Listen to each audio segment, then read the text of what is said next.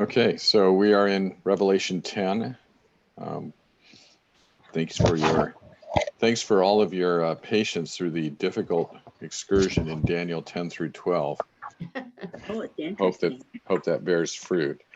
So Revelation 10, we had been working through that before we went to Daniel 10, 12, and today I just want to go through it kind of in an overview way, and then we'll move into chapter 11 after that. So the outline I sent out yesterday or the day before had two parts. The first part was Revelation 10, and on the back of that, or the second page, was something about the book of Ezekiel an overview. The Ezekiel part comes in at the very last bit of the outline for Revelation 10. So we'll just talk about Ezekiel a bit when we get there. So let's read the passage. Let's see. Let me ask Becky. Becky, can you read the chapter 10?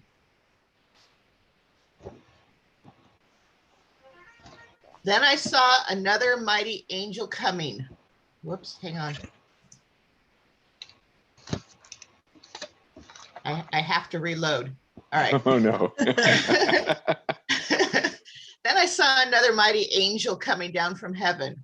He was robed in a cloud with a rainbow above his head. His face was like the sun, and his legs were like fiery pillars. He was holding a little scroll which lay open in his hand. He planted his right foot on the sea and his left foot on the land, and he gave a loud shout like the roar of a lion. When he shouted, the voices of the seven thunders spoke. And when the seven thunders spoke, I was about to write, but I heard from heaven say, "Seal up what the seven thunders have said and do not write it down." And the angel I had seen standing on the sea and on the land raised his right hand to heaven. And he swore by him who lives forever and ever, who created the heavens and all that is in them, the earth and all that is in it, and the sea and all that is in it, and said, "There will be no more delay. But in the days when the seventh angel is about to sound his trumpet, the mystery of God will be accomplished, just as he announced to his servants and the prophets." Then the voice that I heard from heaven spoke to me once more. "Go take the scroll that lies open in the hand of the angel who is standing on the sea and on the land." So I went to the angel and asked him to give me the little scroll. He said to me, "Take it and eat it. It will turn your stomach sour, but in your mouth it will be as sweet as honey." I took the little scroll from the angel's hand and ate it. It tasted as sweet as honey in my mouth, but when I had eaten it, my stomach turned sour. Then I was told, "You must prophesy again about many peoples, nations, languages, and kings." Thank you, Becky. So the chapter has four parts. It's got the description of the mighty angel, called another mighty angel. A couple mighty angels show up in the book of Revelation.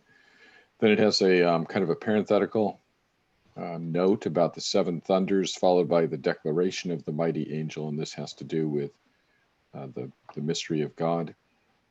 And then the last part of the chapter is what is referred to as John's recommissioning. John is told to prophesy again. And throughout this, there's the little scroll, which is open in the angel's hand and which is written on both sides. And this scroll is transferred from the angel to John, and he's told to eat it. And that's a symbolic act that is very similar to Ezekiel's calling. And so we'll look at that when we get to the end. There are two main Old Testament books that are being referred to a lot in this section. Daniel, we spent a lot of time in Daniel. It's being referred to here.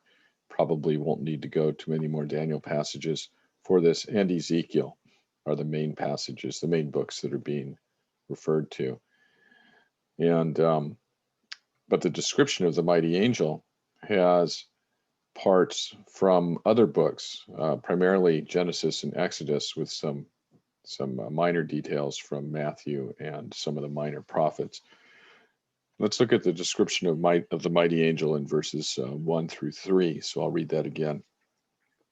Then I saw another mighty angel coming down from heaven wrapped in a cloud with a rainbow over his head, and his face was like the sun, and his legs like pillars of fire. He had a little scroll open in his hand, and he set his right foot on the sea and his left foot on the land. And he called out with a loud voice like a lion roaring. And when he called out, the seven thunders sounded. So he's coming down from heaven wrapped in a cloud with a rainbow over his head. And his face is like the sun, and his legs are like pillars of fire. And then in verse 3, he has a voice like a lion roaring. So this is the description of the angel, and these parts of this description come from earlier scriptures, other scriptures in the Old Testament, and one of them in the New Testament. And let's look at those so that we get just the images or the context that's being invoked here. These, so the first one is in Exodus 13, 21 and 22. So these are not explanatory of who the angel is. These are more evocative of a context, a thematic context. So Exodus 13, 21 and 22. Don, do you have that? Yes. Can you read that? The Lord went in front of them in a pillar of cloud by day to lead them along the way, and in a pillar of fire by night to give them light, so that they might travel by day and by night. Neither the pillar of cloud by day nor the pillar of fire by night left its place in front of the people. So the angel was coming with a cloud and pillar of fire. And we have both of those elements right here, very familiar. He's wrapped in a cloud, and he is his legs are like pillars of fire. Very familiar images from the Exodus story. We read this 31 times as we read through the Exodus story, that God accompanied the Israelites in a cloud and a pillar of fire. And so this idea of God being with his people in a covenant fulfilling context is evoked by the description of the angel, just by those two things. And of course, we could also go to Daniel 7, where we've been several times, where we see the Son of Man coming with a cloud. So we have cloud coming with clouds also associated there, which is another covenantal context where God is fulfilling his promises to his people and showing his gracious nature. So we have that first association. And of course, the next one is the rainbow, which everybody is familiar with from Genesis 9, 13 to 16.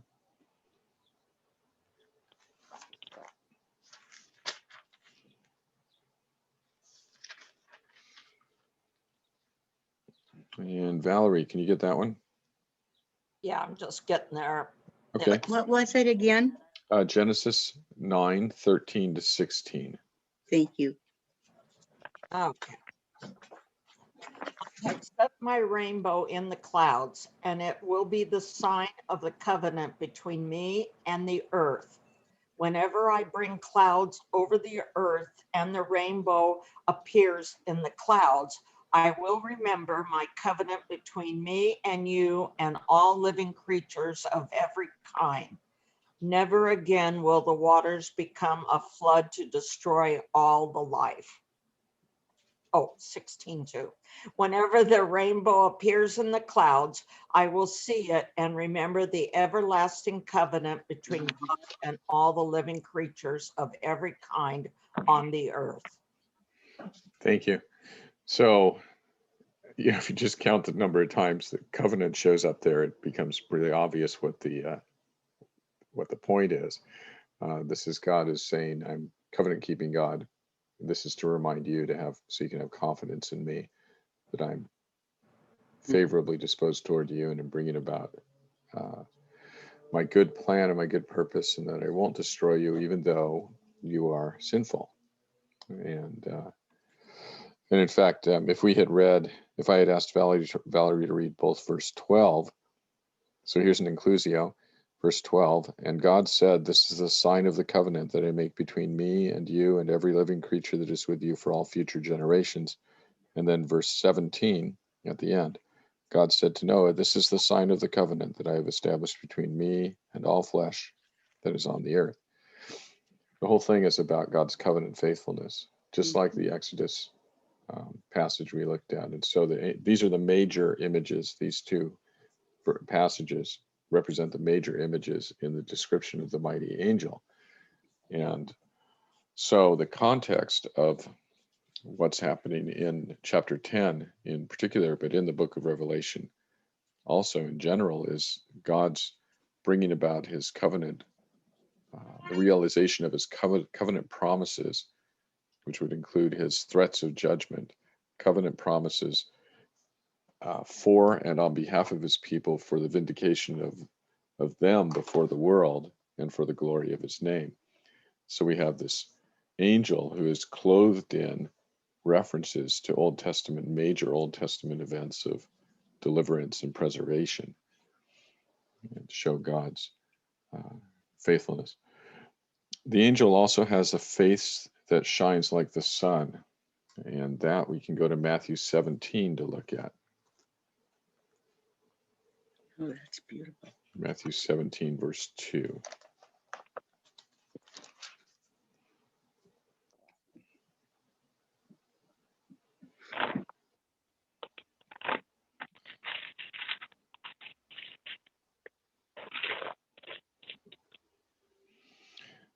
I'm going to read 1 through 8.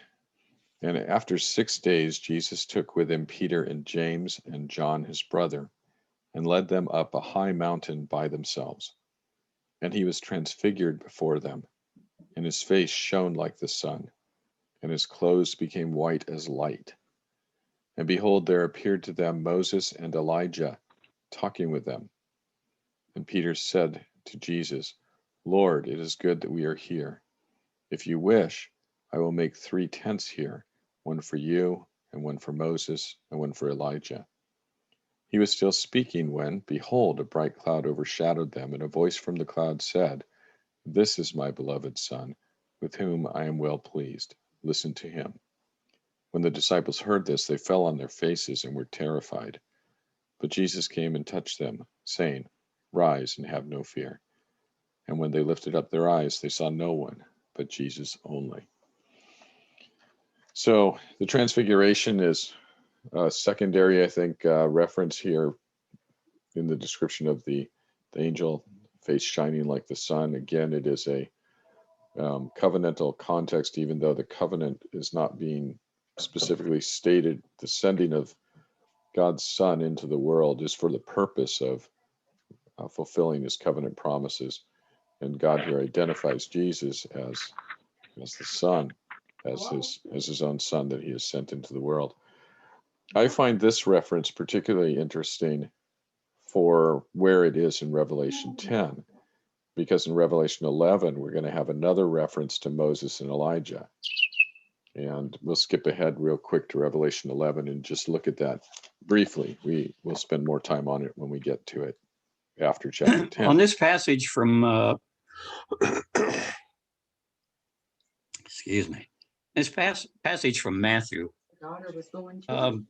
there is also, I've also read the significance of the last verse that you read from that passage where only Jesus was left among them. What have you read? I don't remember. Oh.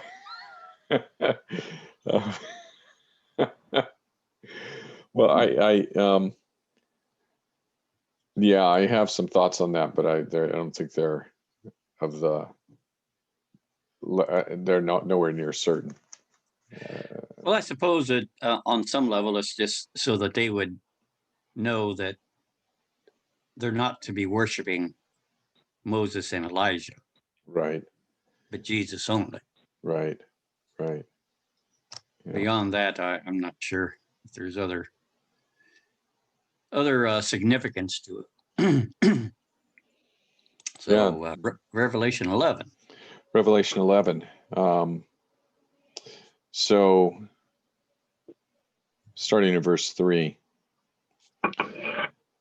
And I will grant authority to my 2 witnesses, and they will prophesy for 1260 days, clothed in sackcloth. These are the 2 olive trees and the 2 lampstands that stand before the Lord of the earth.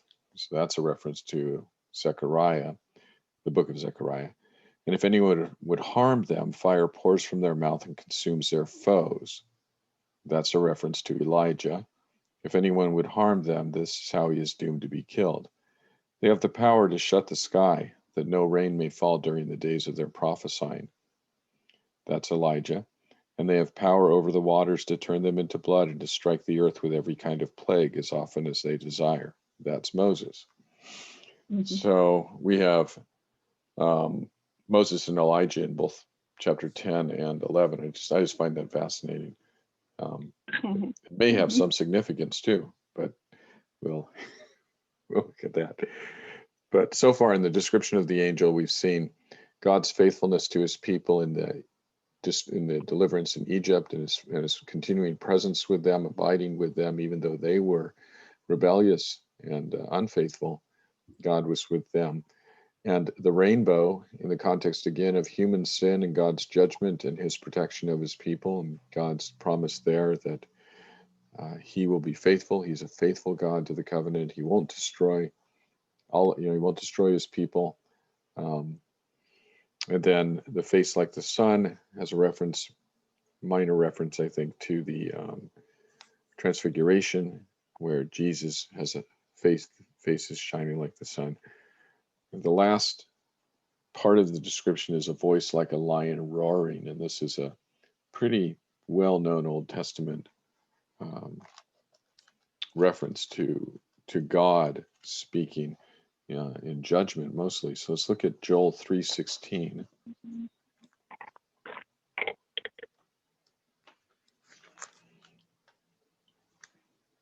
So Joel is 2 books past Daniel.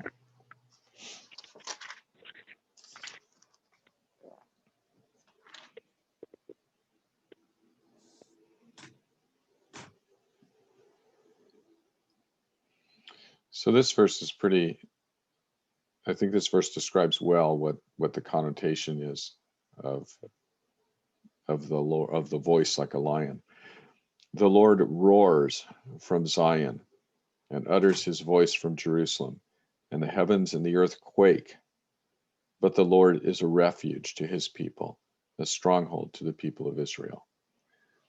So in judgment, at a time of judgment, the Lord is a refuge for his people, is what this passage says. And this is what we've seen in the Revelation. We saw it with the sealing of the 144,000. We see it with God protecting his 2 witnesses in chapter 11 until they can finish their testimony. God preserves his people and brings about his will. Let's look at Amos 1:2, chapter 1, verse 2. Josh? Amos, yeah, Before you go on, sure. this verse in Joel also has another connection with the Revelation verse in the NIV anyway. Mm-hmm. The Lord will roar from Zion and thunder from Jerusalem. Mm-hmm. Yeah. Yeah, I see that. Interesting. Yeah, does anybody else have thunder that you're not using in an NIV? You have a different translation and it says thunder there?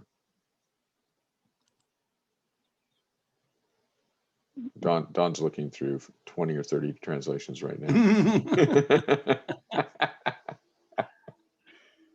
Well, yeah, not in the particular translation that I'm using now, which is the New Revised Standard. Mm-hmm. It just says the lion roars from Zion and utters his voice from Jerusalem, and the heavens and the earth shake. Mm. Saying it's maybe a alarming sound to some, but to his people, it is a call to take refuge in his stronghold. Mm-hmm. Mm-hmm. Okay. All right, let's look at the next passage, Amos chapter 1, verse 2. Amen. Very next book. And he said, the Lord roars from Zion and utters his voice from Jerusalem. The pastures of the shepherds mourn, and the top of Carmel withers. So the Lord is pronouncing judgment, the roaring lion, in the Amos 3:8. Let's see.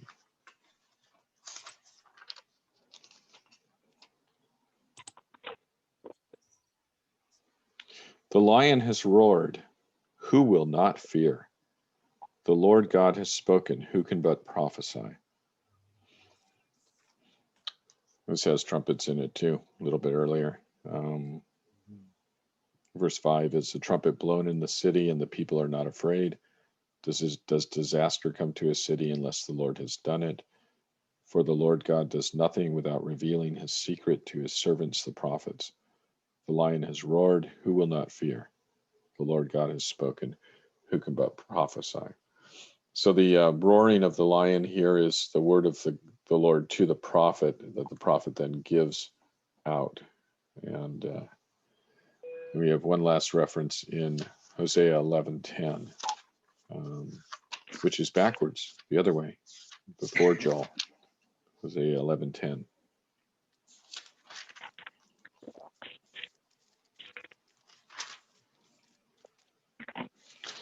Go back up to verse 8.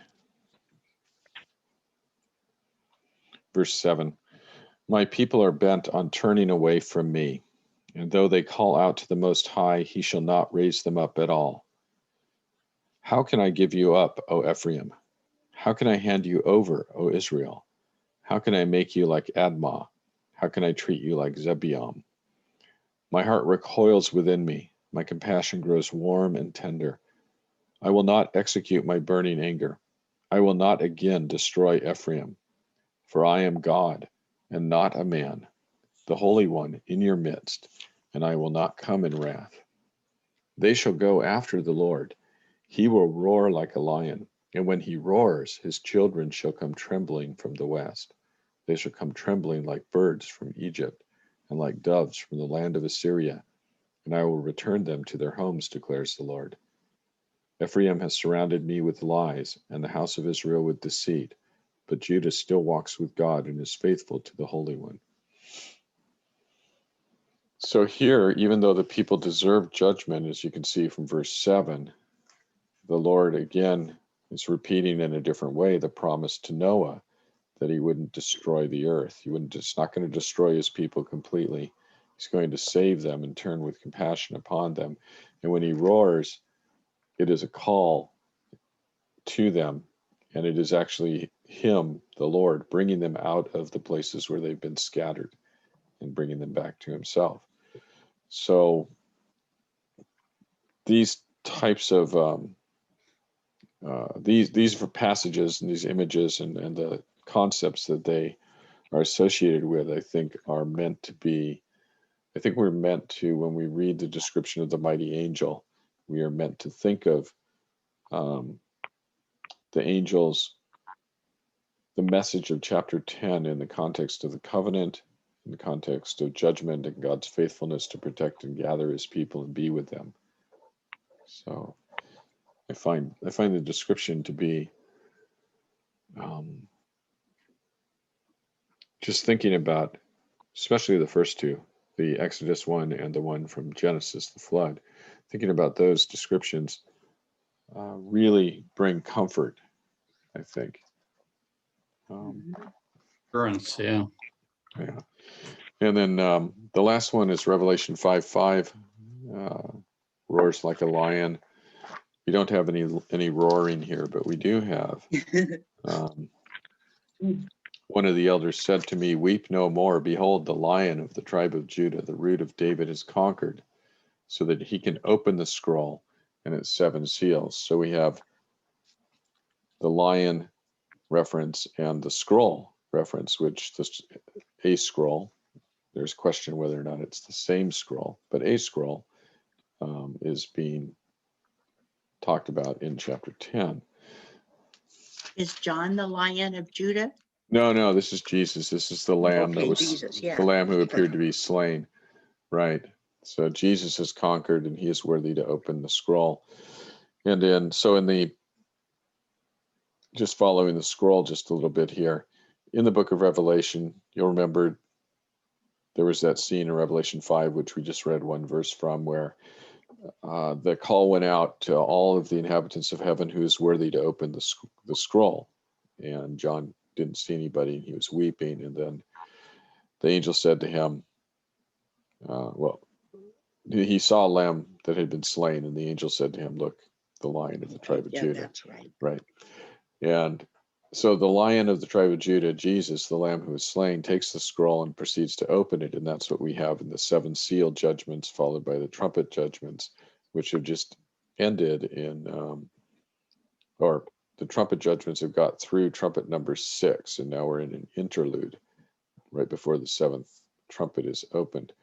But the seal itself, the sealed scroll at this point is open. And so in chapter 10, we see the mighty angel descending, and he has an open scroll, a little scroll in his hand, and it's open and written on both sides. It's not certain among commentators if it's the same scroll. And the thing that is the hang up there is that the scroll which the Lord receives in chapter 5 is not described as little. And so commentators are cautious about making a full identification.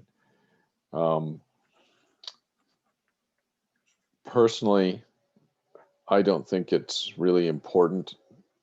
I don't think that's the question that the passage is posing. I don't think it would be nice to know with certainty, but it's certainly not important to know with certainty. Not essential. Not essential. So, we're not going to spend a lot of time, on what scroll is this. Can make a couple suggestions, and then just at the end of the day say not enough evidence to say one way or the other. But the other thing that is that might tie the 2 scrolls together is that both scrolls are described as having writing on both sides. And so in Revelation 5, when we see the scroll there, verse 4, I think it says, let's see.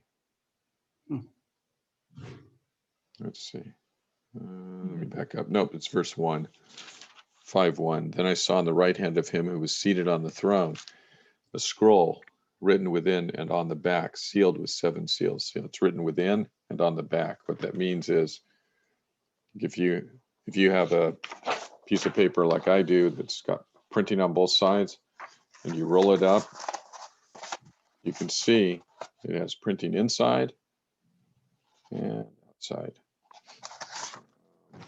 And that's how you tell it's written on the front and the back. Obviously, when it's open, it's much easier. So one of the things about the scroll, which I find, which is not, I don't know the right word to describe it. I'll just go ahead and say the thing that. So the scroll, we first see it in the hand of the Father. He's seated on the throne. He gives the scroll to the Son. The Son opens the scroll, and then on the hypothesis that the scroll in chapter 10 is the same scroll, he must have given it to an angel, because then the angel has the scroll, who then gives it to John. Now, if we go back to Revelation chapter 1,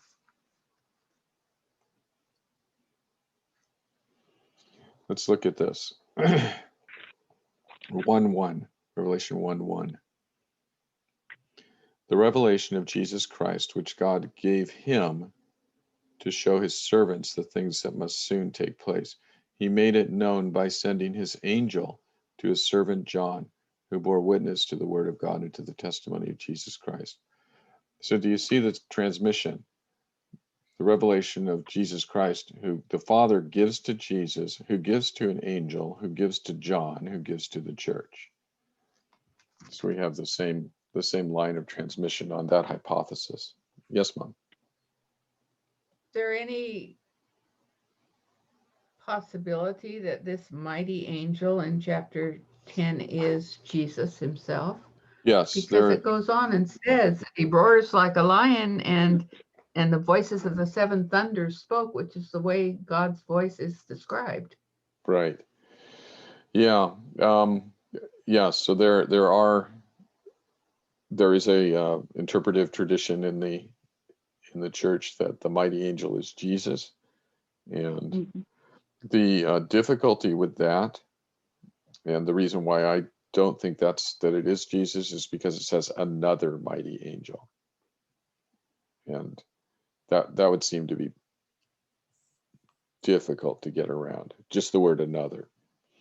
But there are probably ways to get around that, because people do hold the view that it is Jesus. And again, I think in the end of the day, well, it probably is important on some level, but for our purposes in trying to understand the flow of the revelation and what's going on, I don't think that level of detail is necessary. So at the end of the day, the scroll is a symbol, and it's what's being symbolized, being passed on, is the thing that is important. And I think actually when we get to the end of chapter 10 and we see that John is told to prophesy, and that what he is I believe the content of what John prophesies is the scroll, because he's told to eat it and then prophesy. Mhm. And so the picture of how that happens is the important thing about how does this get to John, and then why does he eat it? What is that? And that's an Ezekiel reference, and we'll look at that in just a few minutes. So Can I say something? yeah, sure. Kind of go along with what Jane was talking about. I've been told too that this mighty angel is the Christ, and then to go on, I've been told where it says clothed with a cloud. That meant that the glory of God was upon him, the Christ, Mhm. and that the rainbow signifies the covenant of God's peace and mercy that he brings to us, and that his face was as it were the sun, that it referred to the degree of his glory. And then I was taught that his feet as pillars of fire speaks of judgment. Mm. And then the lion roars, I can't say it, roar, you know what I'm talking about. Yeah. Speaks of God's power and victory as he's coming forth. I mean, those are the things I've been told. Yeah, I think those are all good associations. I think they're all valid, and you can find that there's biblical support for all of those. And yeah, thank you, Shirley. So then the next part of the text is about the seven thunders. And you'll remember that what happens is in verse 4, the seven thunders sound. John's going to write down what they said. And but he hears a voice from heaven saying, seal up what the seven thunders have said and do not write it down. And then that's the end of it. You don't hear anything else about the seven thunders at all. We just get one verse. And, there's no end to speculation on what the seven thunders are all about. There's another verse in the Revelation a little bit later. It says that the Lord has a name written on his thigh that no one knows. You should see the guesses as to what that name is. It says nobody knows, just stop guessing. But That's going to be on Jeopardy next week. yeah, it's going to be on Jeopardy. That's right. So, Hey, can I say something? Is yes. this the first on the last verse in 10? Is that the first time we're going to see where it is for many peoples, nations, tongues, and kings? I think the focus starts to more include many peoples and kings and whatnot. This is a phrase that comes out of Daniel, so we'll have to look at that a little bit more. But and that's funny that I don't have it on the outline. But yeah, I don't think it's the first time that it includes other peoples, but that the primary focus has been on the Jewish people up until this point. And that this phrase is a phrase from Daniel, which means the nations. And so then I think as we go through the Revelation, the rest of it is going to start to include the Romans in the judgment too. So the seven thunders. So the only thing that I can offer is just this supposition. I have it on the outline there, that I don't know if you noticed when we went through the seal judgments, but there was an indication in Revelation 6:8 that only 1/4 of the object of judgment is affected. And if you go to Revelation 6:8, I'll show you what I mean. Revelation 6:8.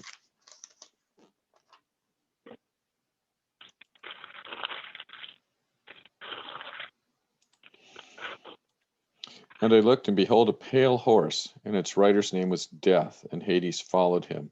And they were given authority over 1/4 of the earth to kill with sword and with famine and with pestilence and by wild beasts of the earth.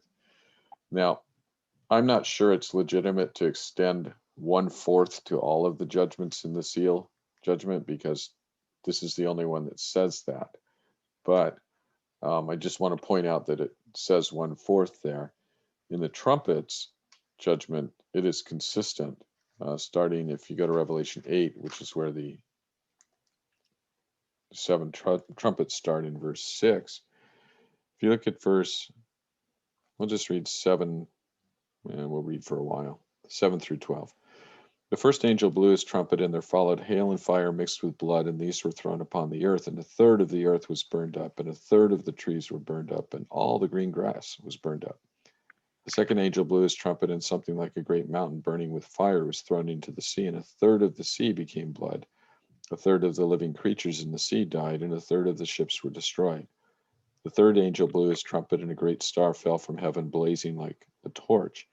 And it fell on 1/3 of the rivers and on the springs of water.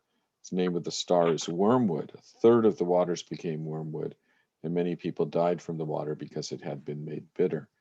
The fourth angel blew his trumpet, and 1/3 of the sun was struck, and 1/3 of the moon, and 1/3 of the stars, so that 1/3 of their light might be darkened, and 1/3 of the day might be kept from shining, and likewise 1/3 of the night.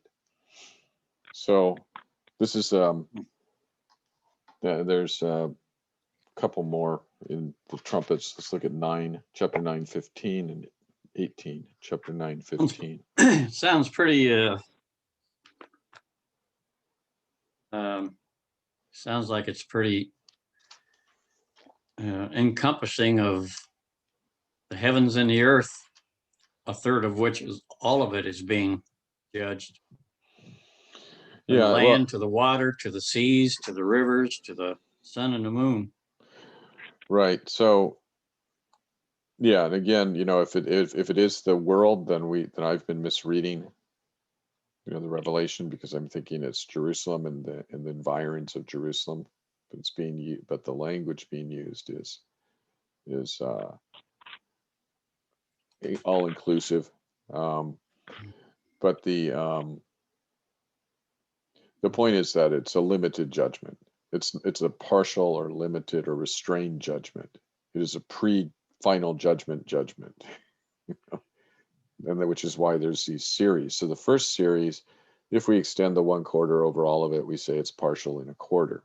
The second series, go to verse 9:13. We'll look at this again. 9:13. Then the sixth angel blew his trumpet, and I heard a voice from the 4 horns of the golden altar before God, saying to the sixth angel who had the trumpet, release the 4 angels who are bound at the great river Euphrates. So the 4 angels who had been prepared for the hour, the day, the month, and the year were released to kill 1/3 of mankind. 1/3. Then up verse 18. By these 3 plagues, 1/3 of mankind was killed by the fire and smoke and sulfur coming out of their mouths. So in the trumpet judgments, we have 1/3. In the seal judgments, looks like at least in one, we've got 1/4, might encompass all of them. In the bowl judgments, if you go to chapter 15, so skipping over the trumpets for a second, the bowl judgments, chapter 15, verse 1.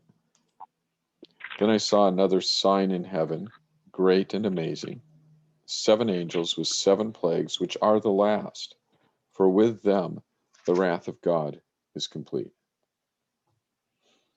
So we have 100% there. And so what we have then are 1/4, 1/3, and then the bowls are 100%. the thunders then on that way of looking at it are just another wave of judgment, another wave of partial judgment, perhaps a half that is not detailed for us, but is yet it is affected by God. Or it could be that there was another wave of judgment that God skips over and shortens those days. So, yeah, Mom. Do we know how many people died in the fall of Jerusalem? Josephus, who was a first century eyewitness, and Josephus' numbers have recently been criticized by some Christian scholars. So the minimum number of people, the Christian scholars, some of the Christian scholars who criticize Josephus is 70,000. Josephus' number is 1.1 million, with 97,000 being taken into captivity and scattered. So 1.1 million. And out of that group, there were 0 Christians that were killed in the siege of Jerusalem. 0. Does anybody know why there were no Christians killed in the siege of Jerusalem? Led.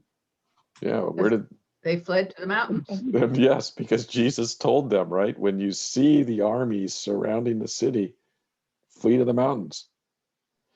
In standard warfare, in the ancient world, people would flee to the walled cities, and Jerusalem was a great fortress. They'd flee to the walled city. Plus, it was Passover weekend, so it was just packed. It was packed with people. So the Christians all left, and they went to various places, but one of them is Pella. You can look it up. Flight to Pella. You can look it up on the internet. And early church historians refer to that as being a fulfillment of a word they'd received from Jesus. So this is the passage in the Olivet Discourse where Jesus says, when the abomination of desolation, when you see the abomination of desolation, then leave, get out of town, get out of Judea, go to the mountains. And Luke interprets that or writes it for his Gentile audience as when you see the armies surrounding the city, leave. At that, there's a debate in Christian scholarship about, like, some people claim that people make claims all the time, and sometimes the claims are not founded. In this case, this claim has no foundation, but I read it pretty frequently that the early church did not think that the Olivet Discourse was about the fall of Jerusalem. It's like, well, doesn't the fact that they got out of Jerusalem when they saw the abomination of desolation, doesn't that fact alone mean that they thought it was about the fall of Jerusalem? Yeah. So I don't think there's any basis to the claim that the early church didn't think that the Olivet Discourse was about the fall of Jerusalem, because if they didn't think it was, they wouldn't have paid any attention to Jesus's warning. So anyway, interesting thing. So yeah, about one point, I'm going to go with Josephus. I think he's been proven to be reliable in other matters.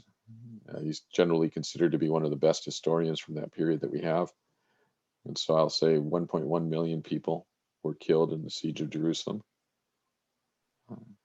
So then the follow-up question is that 1/3 of the people who were there? Is that 3/4 of the people, or what is it? That's a lot. That's if as Josephus says, another 97,000 were scattered, that's just over half, right? It's like 60%. Mhm. Something like that. And yeah, so the numbers, the 1/3, the 1/4. 97,000 isn't. Oh, no, half of a 97,000. million. No, it's not. So it's a very high percentage then. Right. I forgot the extra 0. Yeah. Very high. So the percentages, and I think this is true of all I think this is true of all numbers in an apocalyptic context, that the numbers themselves they convey something, but they're not meant to be mathematically precise. Which is why we have trouble with some of the numbers in Daniel, and why the 1260 days in chapter 11, people come up with explanations, but again, there's, it can fit some time periods, but it's a general number, I think. So in apocalyptic literature, 1/3 could mean some. Yeah, limited, I think is or a big bunch. The big bunch. Yeah. 1/3 wouldn't mean all, but it would mean, and if it's put in relation to, yeah. And if it's put in relationship to things like 1/4 or 1/2, then it would be some group that's more than that one and less than the other. But yeah, I don't, so like to compare it to a non-apocalyptic text. So in one of the books of Samuel, David conquers this army, this hostile army, and he captures a bunch of the warriors, and he has them lay down on the ground next to each other, and he counts them, and he measures them off. And we're going to see, and the reason I'm thinking about this is because when we get to chapter 11, we're going to see the idea of measuring. You measure the city, measure the temple. It says David measures them off, and he measures 4. No, he measures 3, lets them live, kills the 4th one, measures 3. And that's the thing, measures, it says measures, which is really interesting, not counts. But literally what happened there was that 3 out of 4 warriors lived, and the 4th one was killed. But that's a historical text, right? This is an apocalyptic text. It's just giving a picture that this is going to be bad but limited, worse with greater extent, complete type of thing. So that the Christians who are receiving this revelation can pray for the strength, and to know that when the time is over, the judgment is over, but that there is that the wave of judgment it's not one wave, that there's going to be mounting judgment for a while. So they need to be prepared for that. So nobody knows what the thunders are. I'm not dogmatic about. It just seems like it probably fits in there with the quarter, third, complete. So the last thing I want to look at, I have some questions there about the declaration of the mighty angel. Kind of already mentioned these. So last week I mentioned, could the little scroll be the last vision of Daniel, or the working out of that last vision? Is it the same as the scroll in Revelation 5? Is it even important to know? I'm going to go with not so important right now. Now, John is recommissioned in 10:8 through 11. So Ezekiel 2:8. Let's look at that. We'll finish up with Ezekiel.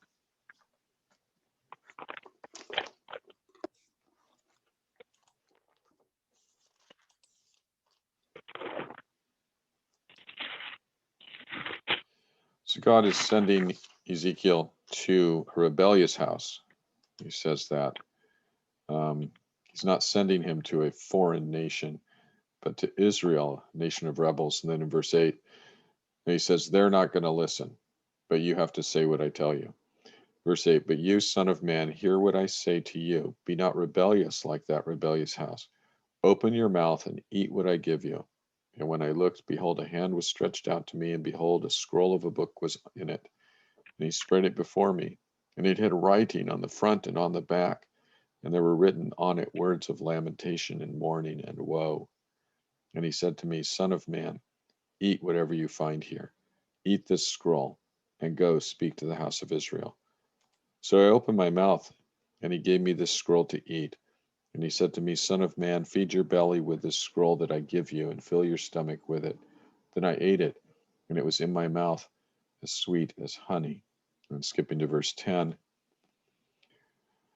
Moreover, he said to me, Son of man, all my words that I shall speak to you, receive in your heart and hear with your ears, and go to the exiles and tell to your people and speak to them and say to them, Thus says the Lord God, whether they refuse to hear, or whether they hear or refuse to hear.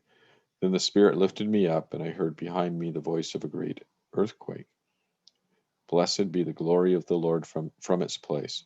It was the sound of the wings of the living creatures as they touched one another, and the sound of the wheels beside them, and the sound of a great earthquake.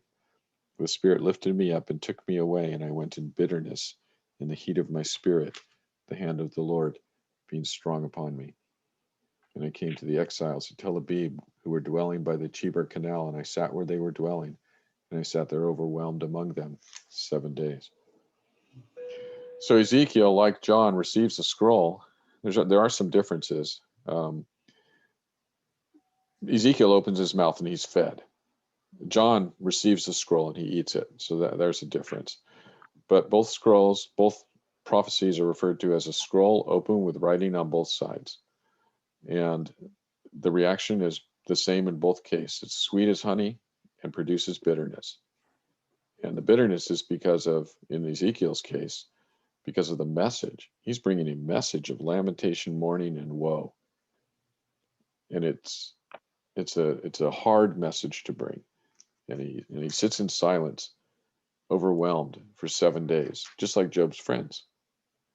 But then Ezekiel gets up and says something useful, not like Job's friends.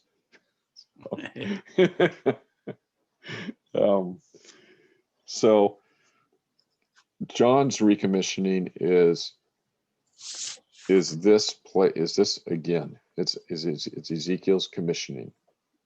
John's recommissioning is Ezekiel's commissioning. And we already looked at how Ezekiel and Revelation kind of overlap. You know, we read here about the living creatures and God's mobile chariot and all of that, and this is described in Revelation 4. And now we're reading about the scroll, and that's Revelation 5 and shows up in Revelation 10. And we're gonna, the comparisons with Ezekiel and Revelation are going to continue as we go through. But I think the importance of John's recommissioning is that he is, as Patsy noted, he is going to be sent, or he's going to prophesy, not be sent, but he's going to prophesy. If you go back to Revelation chapter 10, he's going to prophesy in verse 11 to prophesy again about many peoples and nations and languages and kings. And this is a phrase that means the nations, the Gentiles. And so I think from this point forward, we're going to start to see the inclusion of Gentiles in the prophecy, which is primarily about the fall of Jerusalem, I think. And there's commentators who think that the first part of Revelation is about the fall of Jerusalem. Among those commentators, there's disagreement about the second half of Revelation. Some commentators think that it's all about the fall of Jerusalem, all the way through. And other commentators think that the first part is about the fall of Jerusalem up through chapter 12. And then at 13, it starts talking about the fall of Rome. And that's the minority view. And I am transitioning from that view myself personally. My thoughts on it are moving toward this is about Jerusalem all the way through. Just makes more sense. So it's 10:30, so we should stop here. But on Thursday, we'll pick up with this phrase, you must again prophesy about many peoples, nations, languages, and kings. And we'll see where that comes from and what it means. And then we'll move into chapter 11. So that was pretty good. We finished a chapter. Amen. Truly a miracle. It is a miracle. It is a miracle. Oh, it's so interesting though. Gosh, it's interesting. Interesting and helpful. I think. Yes, Not speaking about my words, but God's words. God's words are helpful. absolutely. So look at the back when you have time. Ezekiel, the overview. If I remember, Timeline. I'll start with that, the timeline and all of that. And the major thing in his lifetime, which was the fall of Jerusalem, destruction of the temple, same setting that John is in. So, okay.